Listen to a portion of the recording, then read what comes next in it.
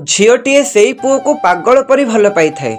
जो पुओ झीओ को सबु परिस्थिति रे जत्न सम्मान समय साथ एवं ढेर सारा भल पाइबा दउथिबो। जदि आपणकर बहुत दिन है कहा सह कथबार्ता बंद अच्छी तेबे कॉल की मेसेज करी बुझी नियंतु कि से बंचिचंती कि मरी जाइचंती।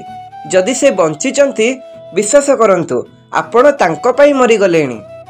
परिस्थिति को स्वीकार कर, मुहरे हस फुटेई आगो को बढ़।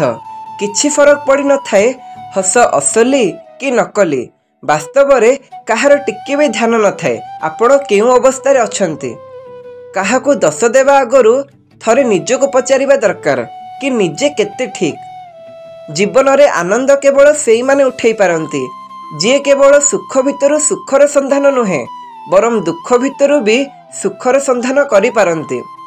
झगड़ा तो सबु संपर्क रे थाए, हेले झगड़ा पर जिद्दी पकई रहिबा उचित नुहे।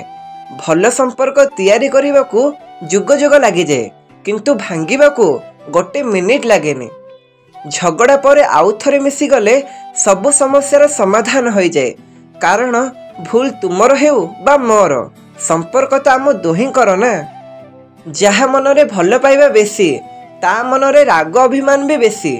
तेणु केही जदि तुम उपरे राग करे अभिमान करे ताहले बुझी जाओ से निजठू अधिक तुमको भल पाए।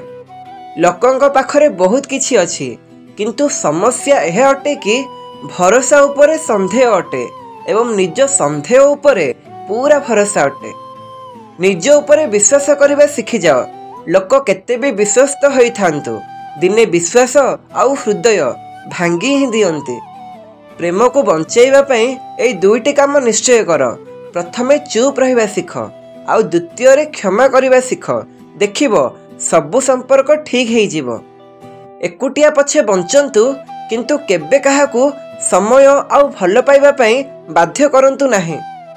जदि मो जीवन रे कोनोसी डिलेट सुई थांता तो मु किछि संपर्क किछि अभूला स्मृति आउ किछि आशा डिलीट करी दियंती। भूल मानि जिबा आउ दोष छाड़िबारे केबे डेरी करिवनी।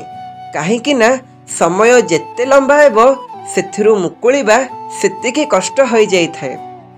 गोटे जिनिस केबे मध्य जीवनरु लिभि पारे नाही आउ ताहा हेउची स्मृति। बंचिथिबा मनीष को तळे पकेइबा पई आउ मरी जाइथिबा लोकन को कांधरे उठेइबा पई एठी लोक बढ़िया एकता देखै थांती। निजर कोनोसी भी जिनिस नाही सेथि पई केबे गर्व करंतुनी। काहेकि ना पत्थर मध्य तार अधिक ओजन पई पानी रे बुड़ी जाई थाए। निज जीवनर बही केवल एमिति मनीषंक पाखरे खल जेमिति केही कोनोसी पृष्ठार उपहास न उड़ेइबो। जहाँठारे किछि आशा भी न थाए बेले बेले सेई मनीष खराब समय रे साथी होई पाखे पाखे थांती। आउ किछि लोक निजर होई मध्य डाकिले भी सुनंतिनी। एई कथाटे मने रखि थाओ, आमे समस्ते हाट सौदा करिबा को आसीचे। थळी आमर पूरा हेउ कि न हेउ समय सरी गले पुणी बाहुड़ीबा को पड़िबो। सेथि पई जेतिकी सौदा करूच चेष्टा कर किछि पुण्य किणिबाकू। तते मो भाग्य भाबी कि एते वर्ष हैला मिछ सपन देखिले। मु कि जानिथिले तो भाग्य रे आउ किए अछि आउ मो भाग्य केवल दुखरे काटिबी बोली। आपण को खराब भावुथिबा लोकन को आपण बेसी पसंद करंतु कारण से निज ठारू अधिक आपणक विषय रे अधिक भाबी थाए। जीवन रे सब किनि परिबा किंतु आशीर्वाद और भल पाइबा किनि परिबा नाही कारण यह हमको निज कर्म अनुसार मिली थाए।